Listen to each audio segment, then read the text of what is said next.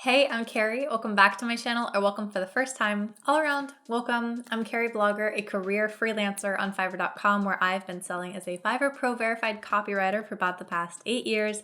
And in today's Freelance Friday video, I am giving you the inside scoop on 20 somewhat hidden tools on Fiverr that I think you maybe have seen but aren't sure how to use effectively, or maybe you just haven't discovered at all. These 20 tools are things that have helped me immensely in building, managing, and sustaining my business on Fiverr. Tools to set up your gig, how to manage your profile in general, inbox tips, managing your orders, searching through your history, and then lastly, getting new clients. One of my favorite things about the Fiverr platform is that they continue to innovate and expand and create new tools to help freelancers.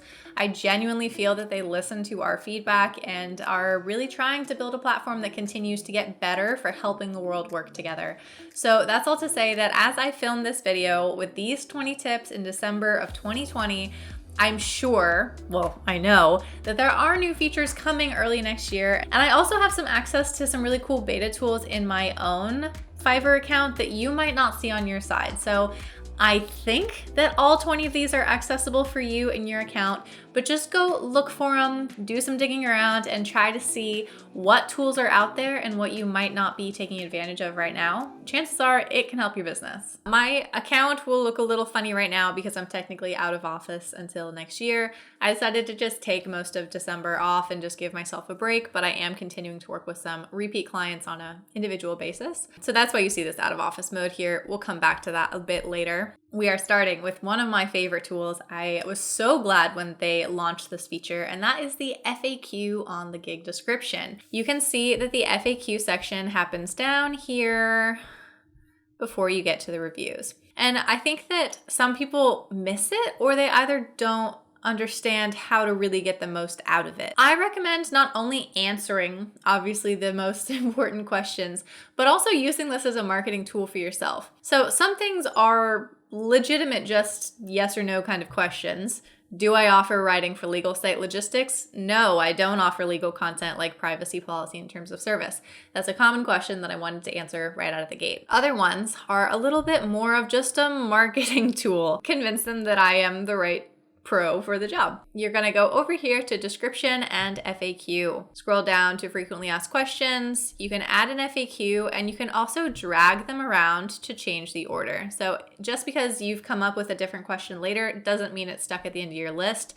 And I really recommend thinking carefully about the order of these questions so that it makes the most sense for how the buyer is going to read through. Let's go over to the next tab for requirements. I want to make sure that you notice this really cool feature. So you can get these in a variety of different methods. So for me, I want my clients to attach an entire brief. That way they're not limited to the word count particularly. You can also check this right here to say that it is required or not, or an upper package that not everyone needs to provide that information. Just make sure that it says not required. Required for the premium package. Now I didn't make this required because I'm not gonna make all of my clients submit this information. I recommend having at least one free text spot because it's usually where people just throw in an extra message to me and just talk to me directly. And so they can use that flexible answering spot to share some information that you might not have necessarily asked for elsewhere. All right, let's scoot back over to the overview page that we opened on. This SEO title right here has not always been available, so check back. If you created your gig previously, it might have been before the SEO title was editable. Let's go over to the gig section, and this is why it's kind of hidden. If you drop down from your gig, you can see all the way at the bottom is live portfolio.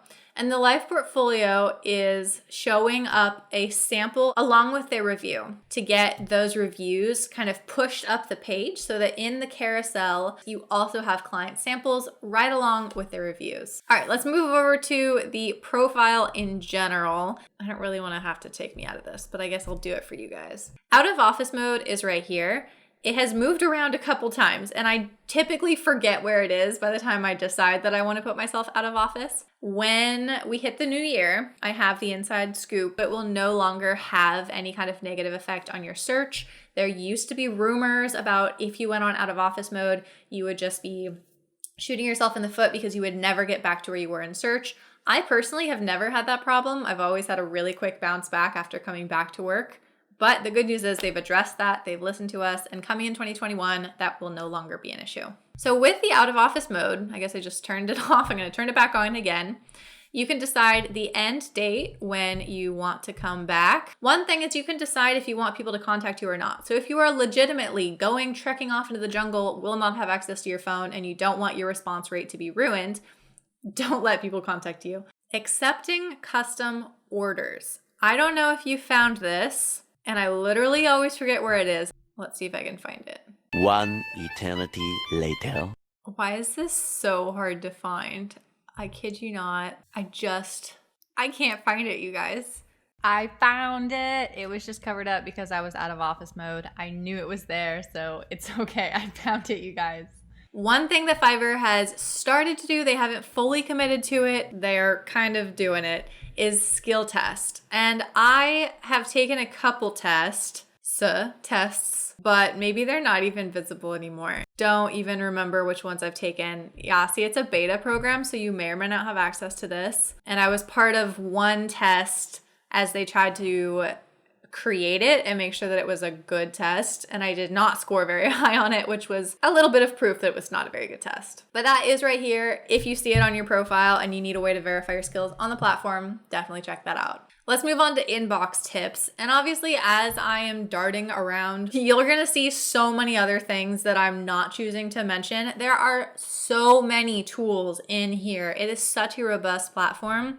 And so these are the ones that I wanna make sure you are aware of, but clearly there are more. I wanna make sure that you know about quick responses because it is one of the most powerful tools that I use every single day in my business. And whether you are on the app or you are on the desktop, you're looking for this little lightning bolt quick response. You can search them if you have a bunch. I usually just scroll, and you can name them, you can sort them, you can copy them, you can delete them. I have another video on my channel talking about quick responses, so be sure to check that out if you're new to that and you want more information on how to optimize that and make sure it works well for you. This is silly, but mark a message, that's what I'm trying to say, as unread. There are a couple ways to do it. You can literally just hover and this button will pop up. You can also do that on the app by scrolling left, although the app changes a lot, so I wouldn't let that sit for all time. That is really helpful to make sure that if I read something but I need to come back to it, mark it as unread, and that way I won't miss it. You can also star things. And the other tool, which I don't know if everyone uses, and it's been a long time even since I've used it, is to actually label them. Several years ago, when people were shipping products to me, this was 2 years ago, I would mark them with a label so that I could sort by people shipping actual products to me, and that was separate than some other lists that I have. But under your actions, you can click on the label tab, and you can add a different label. Why? No. Okay. I literally cannot explain why this is not working, but this has been so helpful for me in the past, so consider using the labels if you can get it to work. I don't know why it's not, but it is a hidden, hard to find feature that has actually been super helpful for me. Not right now, but before. Let's move on to managing your orders. The first is how you can add a custom gig extra in the order form. You can add something custom. So I don't personally use a lot of gig extras, and over the years, this has changed a little bit. You used to only be able to add gig extras that were actually available on your account. When they changed to offering custom gig extras, that was a game changer. This right here, video call, is only available for pro sellers. So if you're looking at that and saying, what the heck, how do I get that?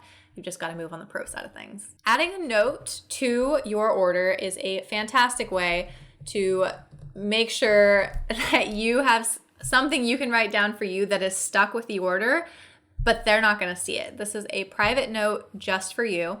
And one thing that is especially helpful about this is that it actually shows up for you on your order dashboard. So looking at this, I now see that this has a note attached to it, and it's not just like all of the other ones. So I don't use this tons, but if you want to give yourself just an at a glance helpful tip and to not forget something, but not tell the client that you think you're going to forget, use the private notes tool. And then of course I can just delete it. The resolution center, hopefully you know what that is. Hopefully you found it, but also hopefully you don't have to use it. This is so helpful. You can explain why. This is really just for Fiverr's analytics side of things.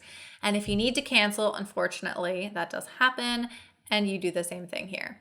So I'm going to pretend that I didn't receive enough information from the buyer, extending my delivery time and moving along. You can select up to 28 days. So I do have clients occasionally who are like, I'll get to it eventually. Please just add all the time you can and I will do it eventually.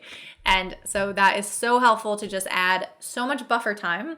And then you can explain why. I usually say, click here to accept.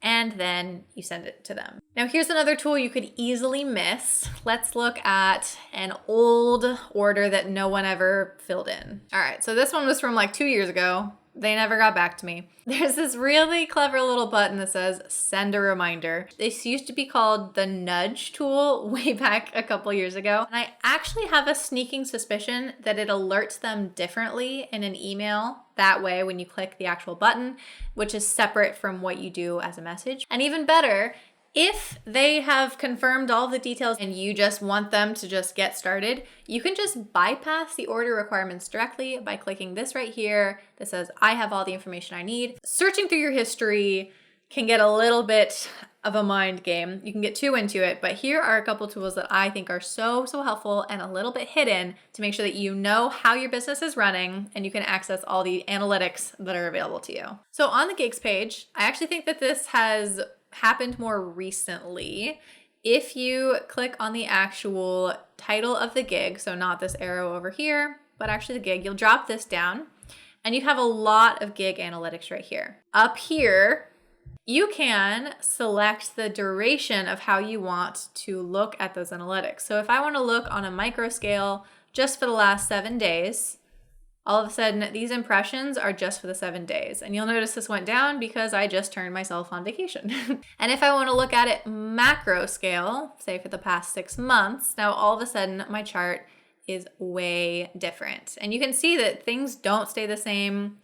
They spike, they fall, it's all normal, it's all part of the game. I've now completed more than 10,000 orders and it's really hard to search for things and find previous clients, especially if I have something in my brain that I'm like, wait, didn't I write for that website that did that thing and I want to look it up? Here is 2 tools that I use to do that. The first, sort by your gigs, or filter, I should say. Hover over it for the gig.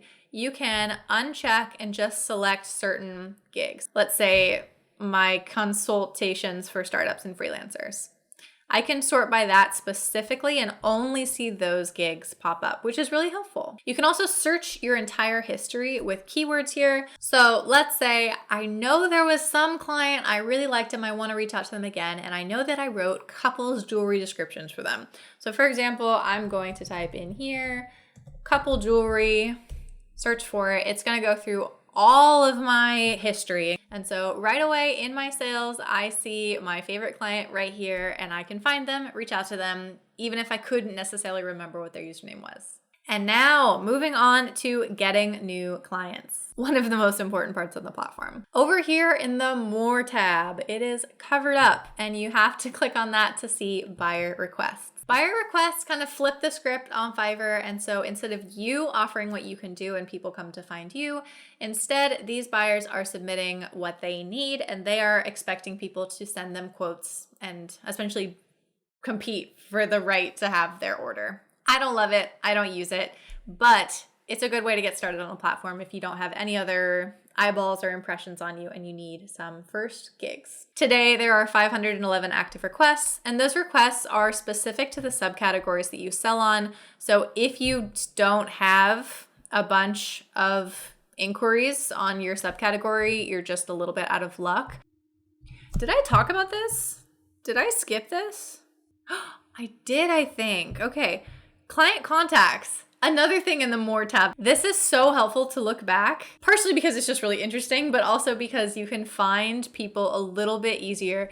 So I can not only count the total number of clients that I've had, which today is 8,600, completed orders. So I need to know who has spent the most orders with me by volume, and then the amount spent. So I can see who has spent the most money with me. And not only can you just automatically send them an inbox message, but you can also just send them an offer. So if you're taking a proactive step to have client management and build long-term relationships, these can be a really helpful tool to find the most valuable clients for you and to easily connect with them, even if you might have forgotten their username. And the last hidden tool is right here called Scale Your Business. If you have an audience elsewhere and you're not quite sure how to promote your Fiverr self, use this tool. It has been beta for a while. I don't know, I can see it, so I hope you can see it. You can generate custom offers with this to actually push out an offer that someone then can automatically click on to order with you on the platform. So that's easier to promote, potentially like a holiday sale kind of thing, an off-platform discount specific to your other audience, those kind of things. And it's really, really helpful. So if I just do a test message here, and then I'm gonna say that's for my product descriptions, I'm just gonna charge a lot of money. Oh, not that much money.